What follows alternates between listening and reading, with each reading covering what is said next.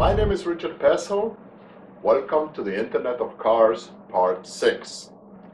Artificial intelligence has been growing in cars since the days we had smart algorithm in ABS and airbags to today, where we have smart GPS, infotainment centers, and advanced driver assistant features like autonomous emergency braking, lane departure warning, self-parking cars, and many others.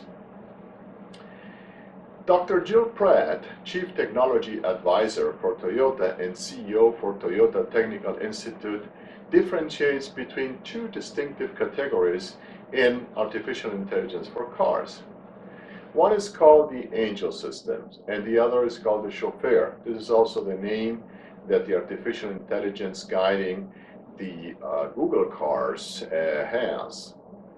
Who is Dr. Jill Pratt and why is he so important? To begin, he leads the Toyota Research Institute, which focuses on artificial intelligence. He recently announced that Toyota Research Institute will invest $1 billion in the next 5 years as to develop intelligence-based driving systems. So why does Dr. Pratt make a distinction between Angel and Chauffeur systems? Well, there are fundamental differences between the two. In the case of an Angel AE, the driver is always a human being. The Angel artificial intelligence is there in the background, making sure he doesn't get involved in an accident. Features as autonomous emergency braking, blind spot detection systems, and autonomous cruise control are part of this category. The intervention by an Angel AE is characterized to be limited, very specific in cases, and very brief in time. Now, in the Chauffeur AE, the driver is the artificial intelligence, period. In February this year, NHTSA ruled that the artificial intelligence can be the sole driver for Google's self-driving cars. NHTSA's ruling means steering wheel and pedals are not needed in Google's self-driving cars. There is no possible human intervention. The biggest gain from such a Chauffeur AE is to save 30,000 lives in the US every year. How come? The statistic shows that up to 90% of accidents in the road happen due to human error. This chart by Google shows driverless cars could prevent almost 5 million accidents per year, 2 million people would be saved from injuries, and the economy would save $400 billion every year. To achieve this goal, the Chauffeur AE has to be better than the regular driver. Half of the accidents involve some type of intoxication, either by alcohol or drugs. Texting while driving and other distractions are responsible for another big portion. Finally, being tired or flat-out exhaustion is also a big factor. These are things we don't need to worry with an artificial intelligence. However, being better than a human being means a better driver under any circumstance. Things like weather, rain, snow, ice, fog, or light conditions. For instance, the sun can blind a camera. Unforeseen maneuvers from other drivers, pedestrians, or children who suddenly appear at the roadside. Many different types of obstacles, from a deer running across the road to a white truck against a white background, which so tragically affected the sensor system on a Tesla vehicle involved in a fatal crash recently. Truth is, you can't foresee 100% of all the circumstances the road might throw at this Chauffeur AE. That means you can't pre-program into an AE, if this happens, do this maneuver for all potential road cases. Therefore, this AE has to be a learning system, able to adapt to new and unforeseen circumstances. And that makes a big difference in software complexity as well as processing power. Now, you can't talk about a learning AE without mentioning Google's DeepMind and AlphaGo. These are two of the most advanced learning AEs programs at the present time. In March this year, the AlphaGo beat South Korean professional Go player Lee Sedol, ranked 9th dan one of the best players at Go. These sent a real shockwave through the AE world, since an event like this was not expected to happen for another 10 years. Take a listen, please. For the first time in history, we're seeing the successful development and demonstration of general-purpose AI. Its name is AlphaGo, and it was made by Google's DeepMind division. The AlphaGo AI algorithm beat a human at the world's hardest game. This is a historic moment in computer science and artificial intelligence. I think maybe the game ended. No, I don't think so, because it looks like V is still counting. No, I think he resigned. Wow, I think you're right. Wow. This was the moment a computer called AlphaGo beat a master of the ancient Chinese game Go. It's not the first time a grandmaster's been humbled by a machine. But what makes AlphaGo different is that it's the first demonstration that machines can truly learn and think in a human way. AlphaGo's victory shocked experts in the artificial intelligence community. Many thought such an event was at least a decade away. So firstly, a few questions. Why is this important, and what's all the fuss? AlphaGo shows that machines can really learn. How so? Well, instead of using brute force to calculate all the moves it could make like previous AIs, AlphaGo used reinforcement learning and neural networks to mimic the learning process of a human brain. Keep in mind that the ancient Chinese game Go has as many more possible moves than chess as there are atoms in the entire universe. So there's no way of just calculating every possible move on the board. That's practically impossible. For this reason, Go is the holy grail of AI, and learning to do such a task from scratch is a huge feat. Further to this, DeepMind's creators say that the algorithm can learn many more things without alteration or guidance. In other words, the AI is general purpose. Now that we know that an AE can learn as a human brain does, an experienced chauffeur AE driver has to learn how to behave under every circumstance. The current advantage for humans is that our brain is a very powerful computer with lots and lots of processing power. The logical conclusion is the chauffeur AE should have at least the same computer power to be able to drive a car safely.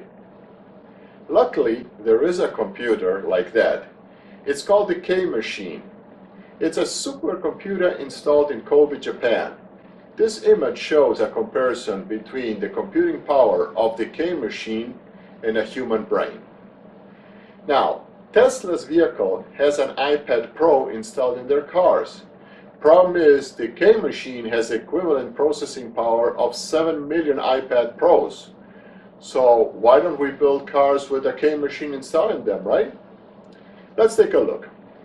This is the K computer. It occupies a complete room, must be under constant regulated temperature, resists little to no vibration at all, and consumes 12 megabytes of power, and costs well over $50 million.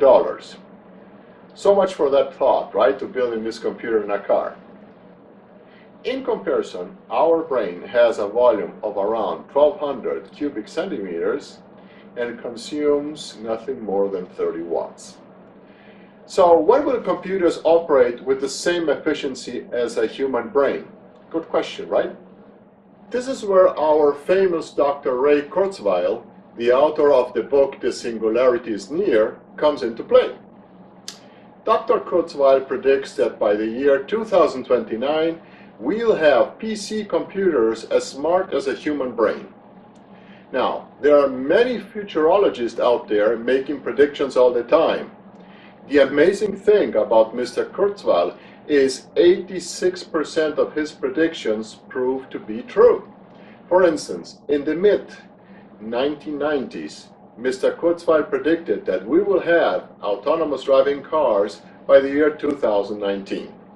Now, if computers which are affordable, compact in size, and use little energy will reach a human brain processing capacity by 2029, how are we going to have driverless cars 10 years earlier? Good question. It turns out that we use only a small portion of our brain to drive a car. We can drive and at the same time hear music, have a conversation, and make a mental note to call mother later. Interesting, Mr. Kurzweil predicted, according to this chart, that by the year 2020, computers will have the brain power of a mouse, which is probably enough processing power for the first generation of autonomous driving cars. However, in the future, not all this intelligence will have to be installed in the car. A lot of the computer power will reside in the cloud, which will be in constant communication with the autonomous vehicle. Of course, this will require a much faster and reliable network, something we'll explore in Part 7 of the Internet of Cars. A powerful learning AE does not only depend on hardware and processing power. It is also a very much complex software issue. Google is in the forefront of this software development and has many vehicles on the road which are learning how to drive under any circumstance. The advantage for the chauffeur AE is it can learn from other AEs and they collectively share the experience and thus can learn very, very fast. This has such an importance as all the major car manufacturers by the end of 2016 will have a fleet of vehicles driving around to gain this learning experience.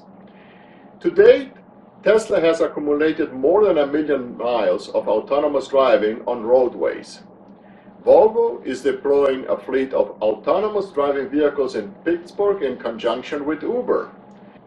General Motors bought self-driving software startup Cruise Automation in March and invested $500 million in ride-sharing service Lyft, gaining two important ingredients for an autonomous vehicle service.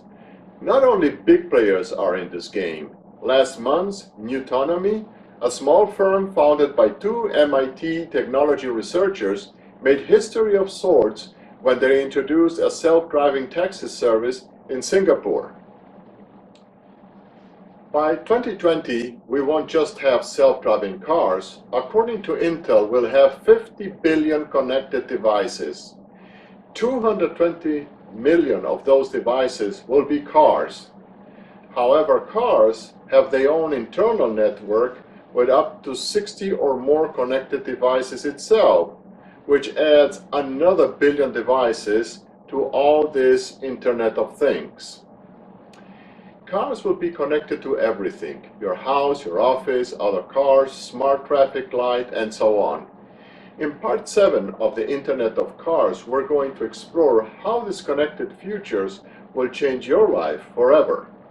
If you like what you see, please leave a comment and press the thumbs up button. To watch the whole series of the Internet of Cars, go to my website at richardbessel.com.